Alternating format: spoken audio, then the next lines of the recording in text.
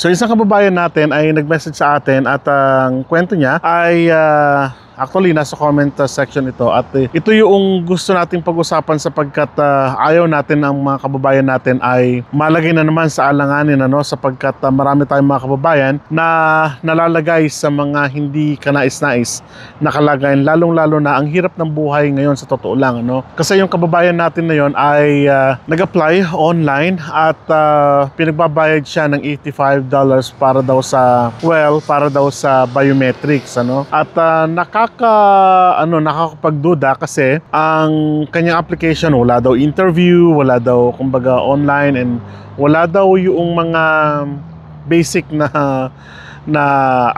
application process na kung tawagin natin. So ibig sabihin medyo red flag na kapag gano'n At ang nakapagtataka dito ay yung kababayan natin, buti lumapit muna siya dito sa atin at sana yung video nito makarating sa kanya at sa mga kababayan din natin na nagnanais na makarating dito sa Canada dahil alam natin na marami ngayon ang nananamantala yung isang Filipino nga dito sa gawin ng Western Canada ay nagamuki ng mga applicants at may pinangako na trabaho, pero pagdating dito as visitor's visa ay wala naman palang nakaamba na trabaho, walang job offer, hindi nagawa ng LMIA, kaya pure scam So doon sa kababayan natin na nagtanong naman na yon ay nakapagdududa kasi kung mag-a-apply tayo online at sinabihan agad tayo ng meron kang biometrics ibibigay mo sa akin at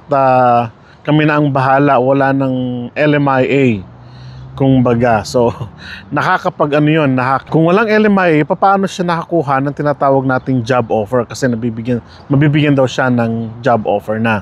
So unang tandaan po natin kapag nag-apply po tayo dito sa Canada, kapag tinanggap po tayo, halimbawa nag-apply tayo ng trabaho dito sa Canada, ang unang-unang makikita natin dito ay yung resume between you and the employer na kung saan ay syempre tatalakayin nyo kung ano yung mga trabaho at yung employer mismo ang sasabi sa inyo kung kayo ba ay pasado o hindi, and then after that i-apply ng inyong employer yung LMIA, and then after LMIA bibigyan na po kayo ng job offer, and then sa upon application po ninyo, either paper po yan o kaya naman online, pero usually po online na po ngayon ang application, ay doon naman po kayo makakakuha ng tinatawag nating notice na kayo ay kailangan na magpa-biometric. So sa biometric po na yon, sinasabi lang po doon na kayo ay magpapapicture, fingerprint or whatever na hihilingin ng Government of Canada, and usually ang pagbabayad po ng biometric ay online.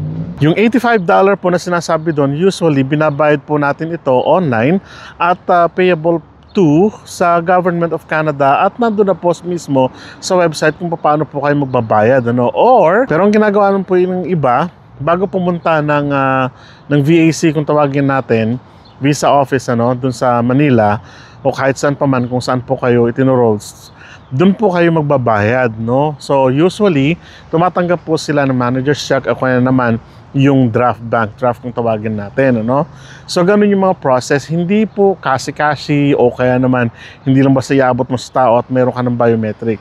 So hindi po ganun yung process nun. Kaya maraming sa mga kababayan natin, after ng biometric, hiningan na ng biometric, hiningan na ng pera nung tao, nawala na. Ibig sabihin, bogus na. And then after that, hindi pa nire-release, sasabihin nila. And then nahihingan na naman kayo ng, meron pa nga akong na-encounter, yung isang kababayan natin sinasabi na, kailangan daw ba niya na kumuha ng sa job offer, babayaran mo daw yon ng parang nasa 12,000 pesos, parang ganon. Doon pala magdudula, ang job offer po ay hindi binabayaran kasi yung isang babae natin nagbayad ng 12,000 at hinihintay niya ngayon yung job offer. Nung dumating job offer, ang tanong natin doon, sigurado ba na merong LMIA? At kahit na may siguradong LMIA, hindi po binabayaran ang job offer. Ang job offer po ay paraan lang para sabihin sa iyo na ito yung gagawin mo, ito yung hire ka na, o kaya naman ay pwede ka nang mag-umpisa na na gumawa ng mga papers mo. Parang ganun lang po ang ibig sabihin nun. So, mag-iingat po tayo sa mga ganun, no? Kasi ngayon na naman, sabi ko nga, pahirapan na naman ang pag-apply dito sa Canada, and maging matalino po tayo doon sa pag-apply natin, ano? Kahit na yung isang kababayan natin dati nang nag-apply, o kaya naman dati ng taga Alberta po ito, in between Edmonton and Calgary area. Dati na po siyang nandito sa Canada, nagbigay ng $12,000 sa kapwa natin Filipino para lang i-process daw. Pero hanggang ngayon ay wala pang balita doon sa kanyang papers, ano? So ibig sabihin, naloko siya, na-adequate siya doon sa ganung sitwasyon. So ibig sabihin na naman, ngayong panloloko ay hindi bago doon sa mga nag-a-apply, kundi lalong-lalo na yung mga nandito na nag-extend ng mga LMIA ng work permit applications nila. Medyo sila yung tinatarget kasi vulnerable po sila sa tinatawag nating mga panlolokong gano'n, ano? So ibig sabihin lang po nito sa mga kababayan natin na nagnanais na makarating dito sa Canada, paulit-ulit ko po itong sinasabi, you have to visit the government website, the ircc.gc.ca, o kaya naman sa Government of Canada website. Nandun lahat, no? Ito ay mahalaga. So, ililink ko po down below kung paano po kayo magbabayad at processing ng tinatawag nating biometrics.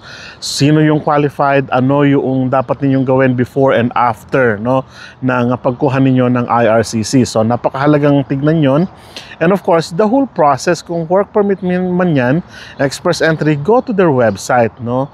At yung kababayan natin na nag-chat sa atin at may mga ganitong o may mga kaparehong senaryo na pinagbabayad ng hindi lang ito iisa, no? Kaya ako ginawa ng vlog ito kasi hindi lang iisa yung pinagsasabihin na magbayad daw sila ng biometrics doon sa tao na iisa. Hindi naman natin ma-identify kung sino yung tao dahil hindi ko alam kung nasa Pilipinas o nandito sa Canada or what, or nasa ibang bansa or what. So hindi natin alam, ano. Tingnan po ninyo yung mga binabayaran ninyo kasi hindi talaga biro yung pera na masasabi natin na napakalaking pera nito, no. Hindi basta-basta. Minsan yung investment ninyo ay nandoon na rin at tingnan nyo mabuti kung yung ba ay napakahalaga din tignan yung mga registration website, halimbawa yung CICC o kaya naman yung website kung saan nagre-register ang mga consultant, ang mga immigration lawyers or whatsoever. So, tingnan nyo po mabuti yun dahil nandun lahat yung pangalan nila, nakarehistro po sila. At yung mga tao, siguraduhin ninyo yung taong kausap ninyo ay makakaharap ninyo kahit man lang po sa tinatawag nating siguro sa messenger or what. Gumawa kayo ng pamamaraan para sa ganun makausap ninyo yung tao na nanghihingi sa inyo, no, ng pera. O kaya naman maging alerto, mag-checklist na po kayo ng mga red flags kung ano ba yung mga red flags. Marami tayong video about this sa mga nag-i-scam, ng mga kababayan natin at ibang lahi din na gusto lang naman makarating dito sa Canada at makapamuhay, no.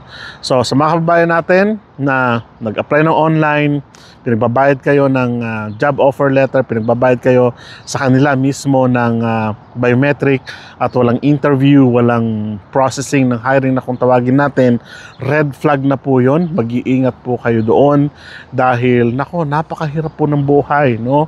Hindi natin pinupulot yung selfie. Concern lang po ako sa mga nag-message sa akin, hindi lang po ito 10. Simula po nung nakaraang buwan. Malamang iisang tao po yung gumagawa nito at gusto lang talagang makapamera, no? Sa $85, malaking pera din po yun, no? And then, pagkatapos nyo, nakapagbayad kayo, sasabihin, kailangan nyo nang bayaran yung job offer letter ninyo at nang may process na natin. Hindi po ganun ang process. Visit the website of the Government of Canada, IRCC, kung ano yung processing at hiring process ng application ninyo papunta po dito sa Canada. So, this is a big warning po sa mga kababayan natin at sa mga nagnanais na makarating dito sa Canada, no? So I hope yung pag-uusap natin ngayon ay nakatulong po sa inyo ngayon na kung paano kayo magkakaroon ng kaisipan with regards to hiring process dito sa Canada. So muli, maraming salamat at kita-kita po tayo sa mga susunod na vlog. Hanggang sa muli po, paalam.